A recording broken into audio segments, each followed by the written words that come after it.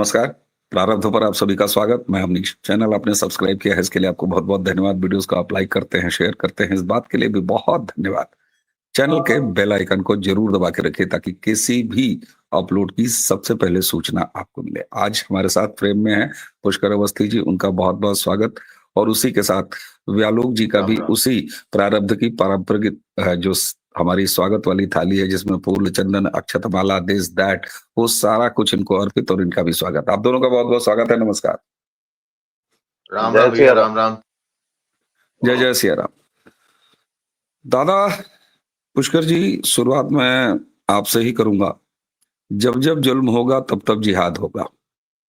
जब जब जुल्म होगा तब तब जिहाद होगा। उलमा हिंद के अध्यक्ष मौलाना महमूद मदनी ने एक बात और कही।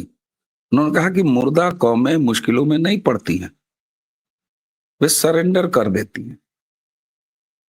उनसे आप वंदे मातरम पढ़ने को कहिएगा तो वो तुरंत ऐसा करना शुरू कर देंगे। यानी अपने एक सेंटेंस में इस जिहादी मौलाना ने, जो कि अपने आप को जमीयते उलेमा हिंद का अध्यक्ष बना बैठा हुआ है, इसने पहले तो कहा कि अब हम जिहाद करेंगे ही करेंगे। दूसरा उसने ये कहा कि जो भी ऐसे मुसलमान जो राष्ट्रीय धारा में शामिल होना चाहते हैं वो मुर्दा है। यानी कल को कोई मुसलमान अगर कहे कि मैं भारत माता की जय बोलूंगा, वंदे मातरम बोलूंगा, तो वो मुर्दा है।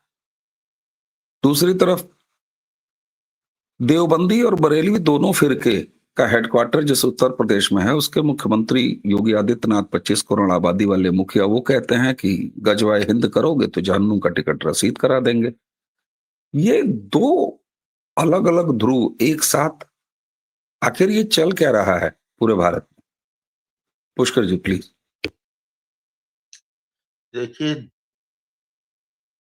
जो मौलाना ने कहा, जिहादी मौलाना जी ने बिल्कुल सत्य कहा है।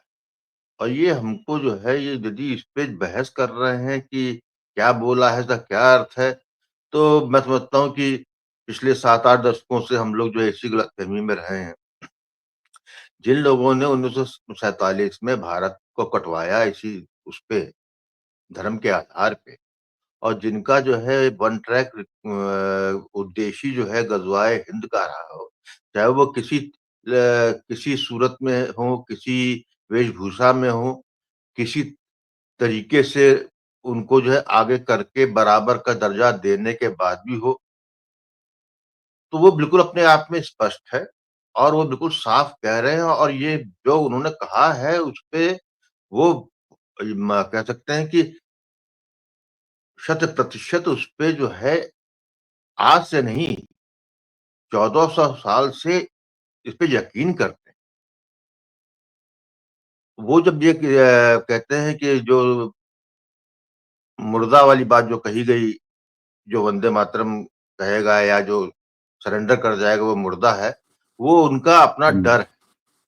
डर ये है उनका कि वो इस ऐतिहासिक तथ्य को नहीं छुपा पा रहे हैं कि जब जिसको ये जंगजू कौम के अपने को कहते हैं कि हमने जो है ये किया, वो किया, उसका एक दूसरा पक्ष ये भी है कि जब उनके सामने उनसे बड़ी लकीर खींची गई है, तो वो जो है सीधे सरेंडर ही की है। और उनकी जो है किताब भी यही कहती है कि यदि जो है आपसे कोई भारी पड़ जाता है, तो कुछ समय के लिए आपको जो है रिट्रीट करना आपकी विक्ट्री है। उस वक़्त आप यदि आत्मसमर्पण करते हैं, वो भी आपकी विक्ट्री। तो ये उसी को ही उन्होंने सामने रखा। फिर अब बात आती है कि उत्तर प्रदेश में जहाँ पर देवबंदी और बरेलवी दोनों हैं, उनका हेडक्वार्टर है, वहाँ के एक मुख्यमंत्री हैं, योगी आदित्यनाथ जी, वो अपने आप में स्पष्टता लिए हुए हैं। वो स्पष्टता जो है 2017 में वो उत्तर प्रदेश के मुख्यमंत्री बनने के बाद नहीं है।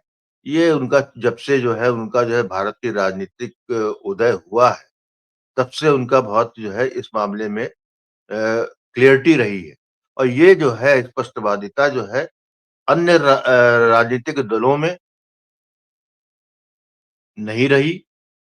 ऐसे बहुत कम नेता राजनेता हमको प्रदान हुए या सामने आए जो भले ही इस बात को मानते हो, दिल में रखते हो, लेकिन इस तरीके से सामने सार्वजनिक रूप से नहीं कह सकते, उन्होंने कहा। तो जो आप देख रहे हैं, ये जो है हम उसी रास्ते पे जा चुके हैं, जहाँ पर जो है कन्फ्रंटेशन अनिवार्य है। इसको हम लोग टालते आए हैं। ये भाई इसको जो है ये स्वीकार करना ही हमारी सबसे पहली जीत होगी, जिसकी स्वीकार्यता उत्तर प्रदेश के मुख्यमंत्री जी योगी आदित्यनाथ जी कर चुके हैं कि यदि ये ऐसा नहीं होगा तो उसको जहन्नुम का टिकट जाएगा। तो इसमें कोई दो राय नहीं हो सकती जब आपका राष्ट्र का मामला हो। यहाँ पर देखिए इस्लाम और हिंदुत्व ये सनातन वाली बात नहीं हो रही। यहाँ पर स्पष्टता रूप से जो है भारत माँ भारती और इस्लाम की बात हो रही है।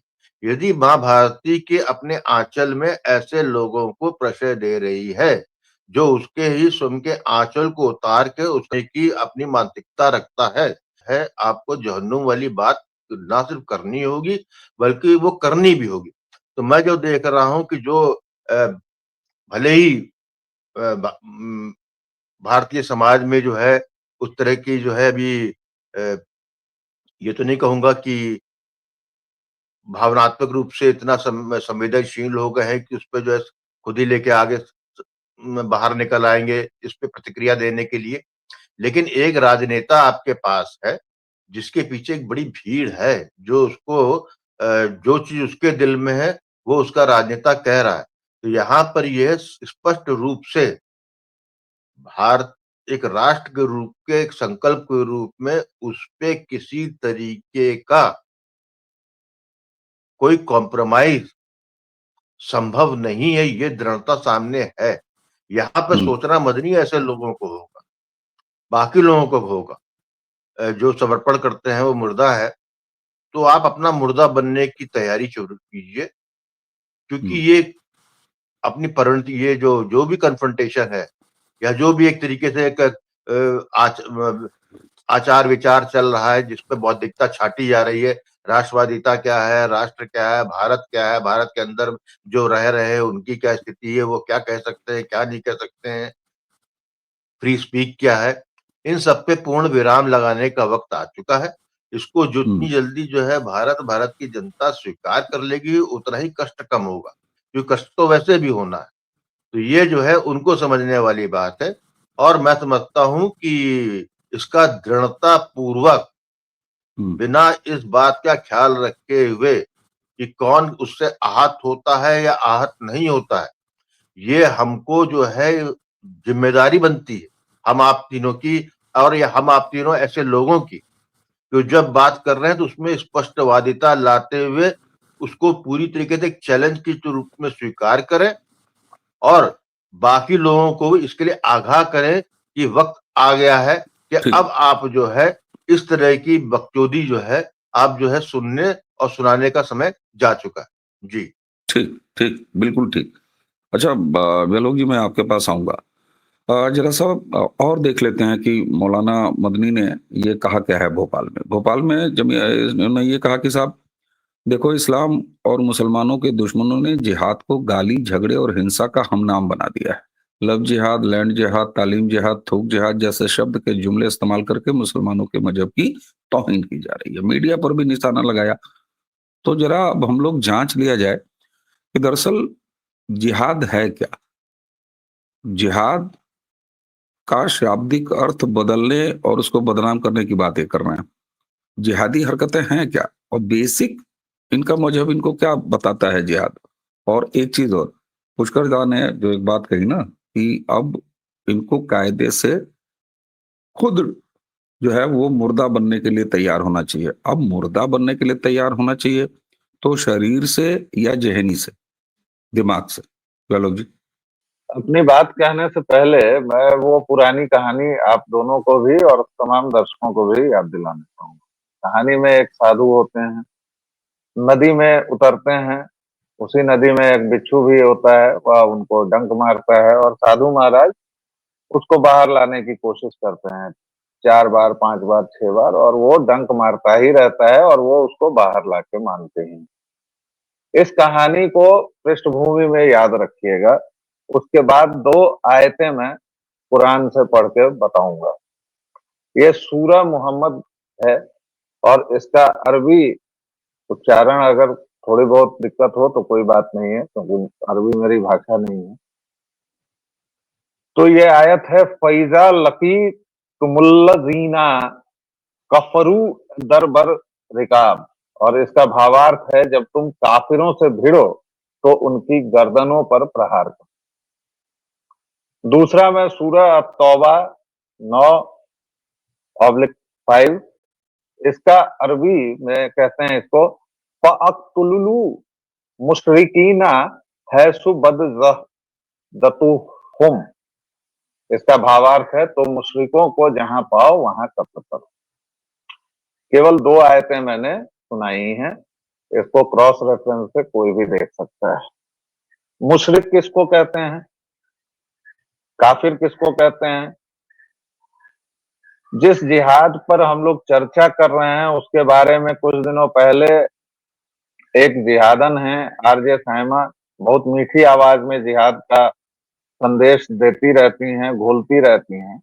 उनकी अगर माने तो जिहाद तो इतनी सामान्य बात है कि कोई लड़की पसंद है किसी को और उसका नंबर नहीं मिल रहा है, तो उस नंबर को पाना जिहाद लिखा है। ये मैं नहीं अरे बोल तब रहा हूँ, तो साइमा तब तो बोल लव रही है। जिहाद तब तो लव जिहाद शब्द को स्थापित कर रही थी, मान रही थी।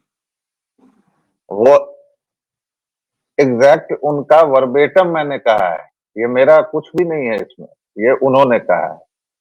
तो भैया जब चॉकलेट पाने जैसा, नंबर पाने जैसा सस्ता काम है जिहाद, तो फिर इतने बड़े तबलीग की क्या जरूरत थी भोपाल में, जहां लाखों मोहम्मदन जमा हुए, और वहां जमीयत के मौलाना को ये कहने की जरूरत क्या थी?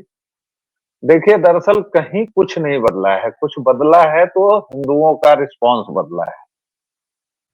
क्योंकि 1947 की घटनाएं आप देखें तो 1940 से जो चीजें चल रही थी, ठीक वही चीजें ये लोग बार बार टेस्टिंग द वाटर्स, जिसको अंग्रेजी में कहते हैं, वही कर रहे हैं। बार बार ये चेकिंग करते हैं कि अच्छा इतने पर हिंदू क्या कर रहा है, इतने पर हिंदू क्या कर रहा है। इस देश के 2 कौड़ी के धर्मांतरित हिंदू जो खुद को मोहम्मदन और क्रिश्चियन कहते हैं, उनको क्या कभी इस बात की शर्म होती है कि कितनी समृद्ध सांस्कृतिक विरासत को छोड़कर वो क्या रेगिस्तानी राजनीतिक विचारधारा में फंस रहे हैं? और क्या कभी किसी मोहम्मदन ने इस बात पर गौर किया है कि हमारे तमाम मंदिरों में कोई भी प्रतिमा संपूर्ण नहीं है? आप खजुराहो जाइए, आप अमरकंटक जाइए, आप कहीं चले जाइए साहब, क्योंकि लक्ष्य मिलता था और पत्थर पर हमारे पुरखों ने सुंदर गीत उकेरे थे। तो इतनी जल्दी वो मूर्तियां टूटती कैसे? उस समय बामियान के बुद्ध को तोड़ने की तरह, तालिबान की तरह टैंक और तोपों की सुविधा नहीं थी म्लेच्छों के पास। तो इसलिए क्या हुआ? मूर्ति भंजन करना है, बुत परस्तों को सबक सिखाना है, बुत शिकनी करनी है, और ये सब जिहाद का अंग है। तो क्या किया आपने? जहां जहां से मौका मिला किसी की नाक काट दी, किसी मूर्ति के सर काट दिया। और वो जो पत्थरों पर रची कविताएं थे, क्योंकि इनको तो सौंदर्य से दिक्कत है, इनको तो दुनिया की हर एक उस चीज से नफरत है जो सुंदर है, जो सत्य है और जो शिव है। एक ऐसी, अगर उसको सभ्यता कहें, तो एक ऐसी काली आंधी और सभ्यता के ये वाहक हैं जो पूरी दुनिया को काले तंबुओं में बदल देना चाहते हैं। और इन्होंने 55 देशों में क्या किया है वो जाके देख लीजिए कि 30 साल पहले जब वो इस्लामिक नहीं थे तब उनकी क्या हालत थी, और जब इस्लामिक हो गए हैं तब क्या हालत है। तो अब न तो सोचना है न समझना है, प्रतिक्रियाएं शुरू हुई हैं आनी हिंदुओं की तरफ से, लेकिन वो कम है, बहुत कम है। चीजों को नॉर्मलाइज कर दिया गया है। हम जाते हैं कुतुब मीनार के पास, एएसआई ने बोर्ड लगाया हुआ है कि 24 जैन मंदिरों, जैन और हिंदू मंदिरों को तोड़कर उसके हम्म, भव्य कुव्वतुल इस्लाम मस्जिद बनाई गई। कुव्वत ताकत हैसियत, समझ रहे हैं आप बात? और हम जाते हैं उसके सामने नाचते हुए फोटो खिंचाते हैं। ठीक। अटाला मस्जिद के सामने इस देश का एक पूर्व क्रिकेटर यूसुफ तमाम पठान उदाहरण है, जाता तमाम है, उदाहरण। तमाम उदाहरण हैं, बिखरे पड़े हैं।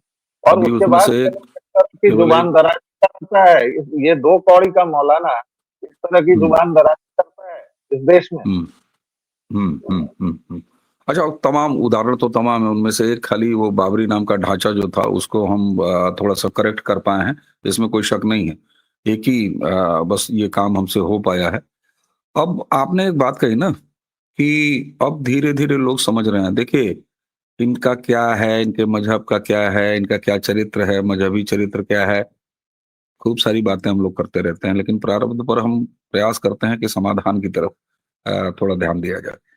तो आपने जब कहा कि बहुत कम जगह है हिंदू, बहुत कम, तो ये ज़्यादा जगने का क्या तरीका होता है? मैं पहले तो दर्शकों के सामने ये समझवाना चाहता हूँ कि भई हम ज़्यादा कैसे जग जाएँ? एक तो ये। दूसरा जो ज़्यादा जगने वाली बात है, मुझे 2014 से जो 2 उँगलियों से हम जाग रहे हैं लगातार, जिसकी वजह से ये सारे दर्द हैं, जिसकी वजह से आपने तमाम जो इन्होंने हमारे साथ ध्वंस किया है, उनमें से एक बाबरी ढांचे की जगह अब श्री राम लला मंदिर विराजमान तैयार है, काशी कॉरिडोर तैयार है, विंध्याचल कॉरिडोर तैयार है, हम गौशाला पे बात करते हैं, आप कुतुब मीनार गिनाते हैं। तो ये सब तो इन्हीं 11 सालों में ही हुआ है और हम जगे हैं, ईवीएम तक गए हैं और ईवीएम दबाया है, इसलिए हम जागे हैं। पुष्कर दा, ये समाधान की तरफ अगर देखा जाए तो ब्यालोक भाई की बात सही है कि हम थोड़ा जगे हैं, थोड़ा और जगें। आँख इतनी खुली है, थोड़ा और खिला तो चौंकिया के इतना खोल लें। तो ये प्रोसेस क्या है? आज के समय में हमारा जागना, इनका इलाज होने, इसकी थेरेपी क्या है? हाँ, आप अच्छा पहले आप ही, तो फिर म्यूट खोल लीजिए।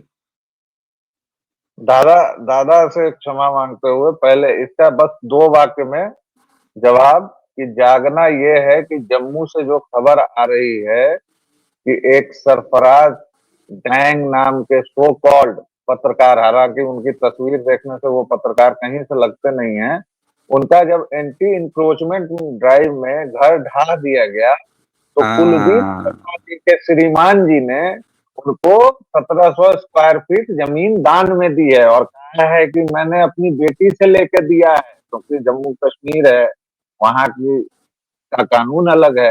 ये जागना होगा सर। अच्छा। साधु जी की कहानी और भी देखा जाए जरा पुष्कर दा, और भी देखा जाए जरा, और कोई जागने के तरीके, इनका इलाज का तरीका, साधु है पुष्कर साधु दा? जी की कहानी इसीलिए सुनाई थी जी। हुँ। देखिए, जैसा तुम बार-बार कहते हो और इस पे हम लोग चर्चा भी करते हैं कि सांस्कृतिक क्रांति करके जो है 2014 में हमने जागने का अंगड़ाई ली। पहली बात हमको ये समझना पड़ेगा कि 1000 साल का मामला है कम से कम भारत के लिए।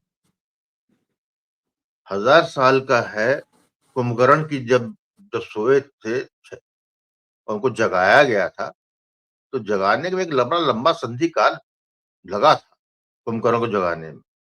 हम उसी अंगड़ाई में हैं, 2014 से 2025 पहुँचे। फिर सिम्पटम देखे जाते हैं जागने के।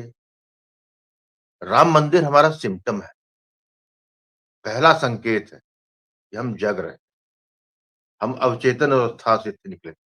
अब हम काशी विश्वनाथ और मथुरा की बात, ये चेतना है। अभी जिस बात पे व्यालोक ने जिस पे बात की है कि 1700 स्क्वायर फीट जमीन थी, हमको एक चीज और जागनी है। जो अभी जिहाद की बात कर रहे हैं उनकी बात छोड़ दीजिए।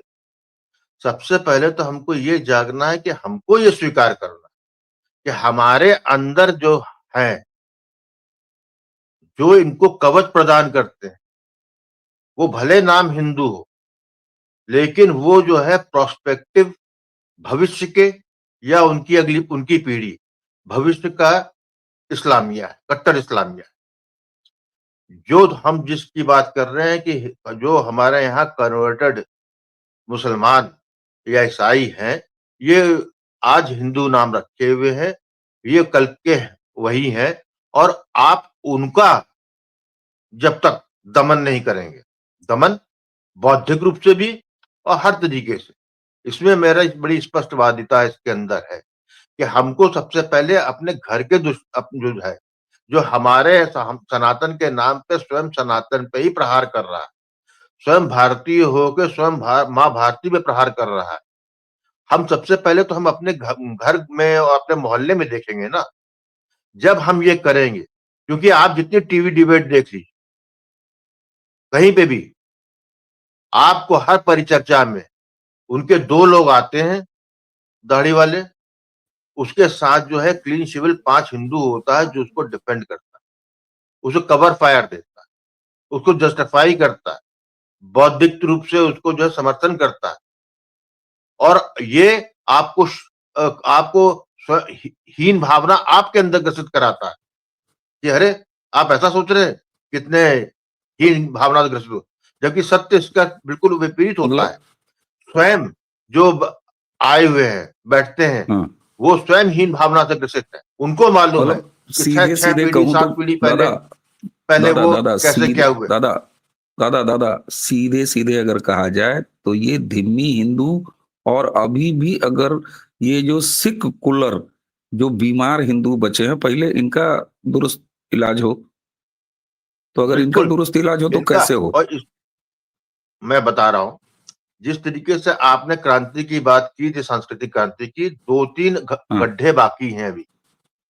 अच्छा। बंगाल, केरला, तमिलनाडु, इसमें आप देखेंगे ये जो होगी, ये प्रोसेस पेनफुल प्रोसेस होगा, कष्टदायक। जब इस तरह की समरसता जब आ जाएगी आपके यहाँ, मैं पार्टी की बात नहीं कर रहा हूं, एक विचारधारा की, क्योंकि बिना राजतंत्र के कोई विचारधारा जो कि ऑलरेडी जो है हाशिए पे ढकेली जा चुकी हो एक जमाने में, उसका पुनरुत्थान या उसकी स्वयं की अस्मिता पे विश्वास या स्वयं का स्वाभिमान तब तक संपूर्ण नहीं हो सकता है जब तक पूरे भूभाग में उस विचारधारा की जो है दुंदुभी ना बजे। और जब राज सत्ता होती है, क्योंकि हमारा जो आपका जो है इतिहास यही बताता है कि आज से 1000 साल पहले की बात में हमारे यहाँ जब सनातन से जब बौद्ध या जैन भी बने, जब इस्लाम नहीं आया था, उस वक्त भी राजा जो है धर्म बदलता था तो प्रजा अपने राजा पे इतना विश्वास रखती थी, बदल लेती। आज की दुनिया दूसरी है। आज की तारीख में जो है हमको उसको उसी परिप्रेक्ष्य में लेना पड़ेगा कि हमारे पास राज सत्ता रहेगी तो उसके बाद हम करेंगे। तो ये पहला जो है चरण पूरा होगा जिस दिन आप जो है बंगाल, केरला और तमिलनाडु में, मैं राज सत्ता में आने ना आने की बात नहीं कर रहा हूँ, वहां पर उस विचारधारा के स्थायित्व का एक हमको प्रबंधन राज सत्ता के द्वारा मिल जाए, वहां से ये राज चालू होता है। क्योंकि जो आज जिहाद की बात कर रहे हैं, जिनको हम सुन रहे हैं, हमको जिसको सुनने में इस भारत की जनता को 2014 से पहले शर्म भी नहीं आती, क्रोध की बात छोड़ दीजिए, आज 2025 में क्रोध आ रहा, आक्रोश आ रहा है, ये बहुत बड़ा परिवर्तन। तो ये लंबा प्रोसेस है। ये जहां तक आपकी सांस्कृतिक क्रांति की बात है, उस दिशा वाली बात है, लेकिन जिस तरीके से वो खुद हाशिए में जा रहे हैं, जहां उनपे प्रश्न, वो जैसा व्यालोक ने कहा कि वो टेस्ट करते हैं जनरेशन टू जनरेशन, ऐसा नहीं आज और कल में, वो 15 साल वेट करते हैं, फिर टेस्टिंग पॉइंट लेते हैं कि आप आज कितना सजग है। तो ये निरंतरता का विषय है यहाँ पे।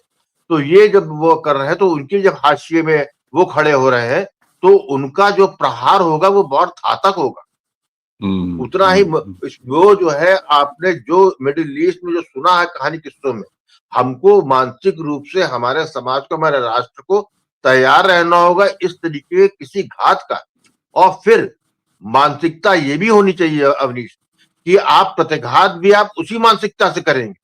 आप जो है आप किसी जो है उद्दंड बालक का जो है उसको उपदेश देकर समझाने का जो प्रयास जो आपने करते रहे हैं, वो समय निकल चुका है। वो छोड़ना पड़ेगा। जो है आपको ये स्वीकार करना होगा कि आपको भी जो है स्वयं अपने रूप बदलने होंगे। जी बिल्कुल बदलने होंगे। तो हमने बदला है ना। 25 करोड़ आबादी वाले उत्तर प्रदेश के मुख्यमंत्री कहते हैं कि बेटा अगर गजवा हिंद करोगे तो जहन्नुम का टिकट रसीद कराएंगे। तौकीर रजा को देख लीजिए, बाकी सारे लोगों को देख लीजिए। व्यालोक भाई, पुष्कर दा ने जो एक गंभीर रूप से जो बात कही है, बात उसी तरफ जा रही है, समाधान की तरफ। अगर उसको डाइल्यूट करके मैं एकदम सरल, सपाट और सीधी भाषा में कह दूं कि लगातार सत्ताएं बनती जाएं, सरकार बढ़ती जाए, और धीरे धीरे धीरे धीरे माहौल सत्ता के साथ जब बदलेगा तो इनका इलाज हो जाएगा। मतलब कुल मिला के यही है ना कि भैया सेंटर में चुन रहे हो, डबल इंजन भी तैयार करो। जब पुष्करदा कहते हैं कि बंगाल है, केरल है, तमिलनाडु है, क्योंकि एक तरफ ये जिहाद की बात करते हैं और तुमने सरकार जो है तमिलनाडु में ऐसी बना रखी है जो सनातन को डेंगू मलेरिया कहता है, तो ऐसे कैसे होगा? मतलब सीधा सपाट ये कि पोलिंग बूथ तक जाओ और सरकारें ले आओ।